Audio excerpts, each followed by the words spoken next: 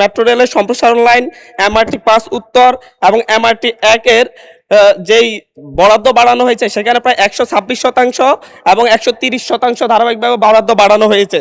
নির্বাচনী ইশতেহারে বলেছিলেন মেগা প্রকল্প মানে মেগা দুর্নীতি এবং বিএনপি সরকার ক্ষমতায় গেলে মেগা প্রকল্প নিবে না, কিন্তু এই জায়গায় এই বরাদ্দগুলো বাড়ানোর মাধ্যমে মূলত লুটপাটের সুযোগ করে দেওয়া হচ্ছে কিনা।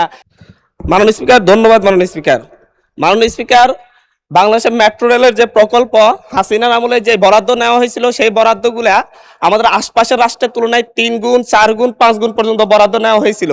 তখনকার দুর্নীতি নিয়ে আমাদের বর্তমান সরকারি দলে থাকা লোকজন সহ তারা তখন বিরোধী দলে ছিল, অনেক কথা বলেছিলেন, কিন্তু আমরা পত্রপত্রিকা মারফত জানতে পারি ঢাকা মেট্রো রেলের সম্প্রসারণ লাইন, MRT-5 উত্তর এবং MRT-1 এর যেই বরাদ্দ বাড়ানো হয়েছে সেখানে প্রায় 126% এবং 130% ধারাবাহিকভাবে বরাদ্দ বাড়ানো হয়েছে এবং 42.5 মেগাওয়াটের বর্জ্য থেকে বিদ্যুৎ প্রকল্পের নির্মাণ ব্যয় ধরা হয়েছে $467 মিলিয়ন, যা আমাদের রূপপুর পারমাণবিক বিদ্যুৎ কেন্দ্রের তুলনায় প্রায় প্রতি মেগাওয়াট ভিত্তিক প্রায় 3 গুণ 3.5 গুণেরও বেশি।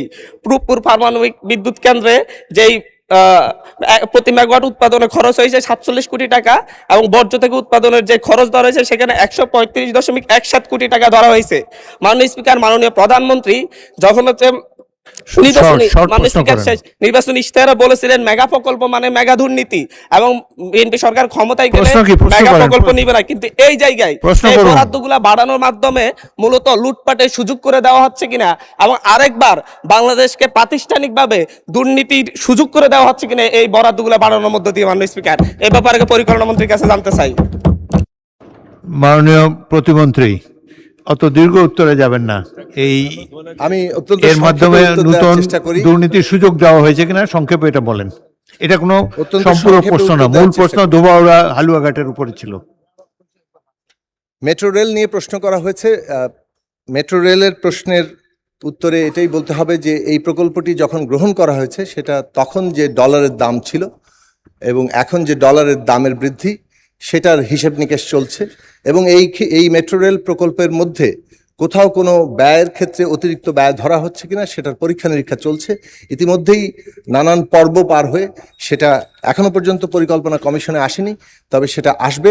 আসার পরে এই সমস্ত ব্যয় প্রশ্নে যথাসম্ভব স্ক্রুটিনি করে সেটাই এই প্রকল্প পাশ হবে। তবে এটা মনে রাখা দরকার যে মেট্রো রেল প্রকল্প যখন জাইকার সাথে প্রকল্প করা হয়েছিল তখন 0.7% সুদে দীর্ঘমেয়াদী ঋণ নেওয়ার ব্যবস্থা ছিল।